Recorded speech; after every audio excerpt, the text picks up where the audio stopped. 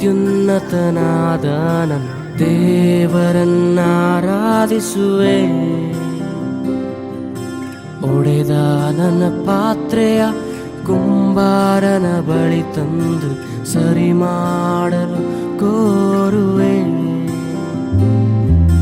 ನನ್ನ ಚಿಕ್ಕ ಹೃದಯಾಗಿ ಅತ್ಯುನ್ನತನಾದ ನನ್ನ ದೇವರನ್ನಾರಾಧಿಸುವೆ.